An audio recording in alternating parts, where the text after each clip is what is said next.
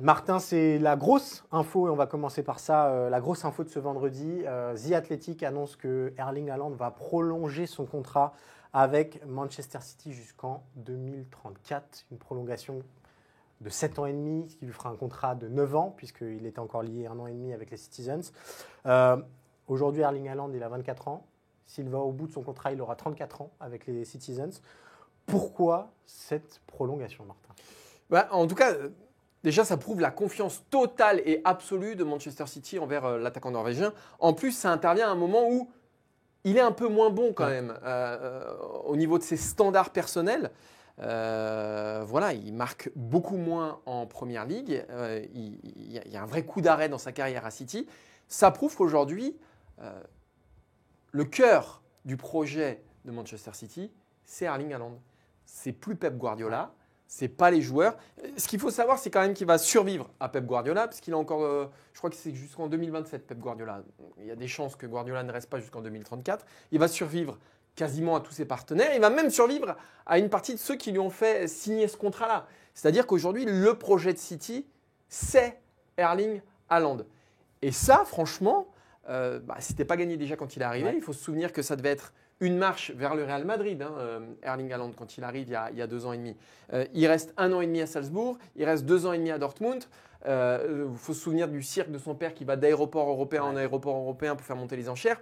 On se dit, ce mec-là, il est là pour faire des transferts, pour engranger de l'argent, pour se construire une carrière jusqu'au Real Madrid. Et en fait, ce contrat-là nous prouve que déjà qu'il est extrêmement bien à Manchester City et surtout que Manchester City l'aime beaucoup. Après, quand on voit ses stats, 111 buts, je crois, depuis qu'il est arrivé. Oui, tout à fait. 111 buts. On se dit qu'effectivement, il y a quelques raisons de le prolonger. Mais le prolonger, je trouve, à cet instant-là de sa carrière, alors qu'il marque beaucoup moins, je trouve que c'est bien de la part de City et ça prouve toute la confiance que City a en lui. Je suis complètement d'accord avec toi. Et fatalement, le projet de Manchester City va être identifié différemment. Ça va être lui de la tête de gondole. Guardiola va in fine disparaître, mais lui résistera à ça. Donc, c'est un move très intelligent de la part de Manchester City. Un peu plus surprenant de la part d'Erling Haaland et du clan du joueur, parce que c'est vrai qu'il y a eu une période où on se disait, ce gars-là, il va aller dans tous les grands championnats et il va essayer de taper tous les records de tous les grands championnats pour, in fine, aller au Real Madrid. Je suis d'accord avec toi. Je trouve ça surprenant parce qu'il était un petit peu dans le même cas de Kylian Mbappé quand Mbappé signe au Paris Saint-Germain, c'est-à-dire qu'on se dit, ok, c'est une étape dans sa construction de carrière, mais ce gars-là est fait pour un jour briller au Real Madrid, est fait pour gagner des ballons d'or au Real Madrid. A priori, ce nouveau contrat écarte un petit peu cette possibilité-là. Il y a encore la possibilité qu'il n'aille pas au bout de son contrat et qu'il y ait un transfert. Oui. Mais, et je mets un grand mais, il faut aussi que Haaland fasse attention à ne pas tomber dans le même piège que Kylian Mbappé à l'époque avec le Paris Saint-Germain. C'est-à-dire que Manchester City, le Paris Saint-Germain, c'est des clubs qui ont des moyens financiers bien supérieurs au Real Madrid et que quand ils décident de fermer la porte, ils la ferment jusqu'au bout. Et c'est pas exactement. On n'est pas dans une. Il y a une différence entre le PSG et Manchester City, c'est que City gagne des coupes d'Europe quand même. Bien sûr. C'est quand même une différence qui est pas maigre. Mais est-ce que City gagnera toujours des coupes d'Europe sans Pep Guardiola ? On n'en sait rien finalement.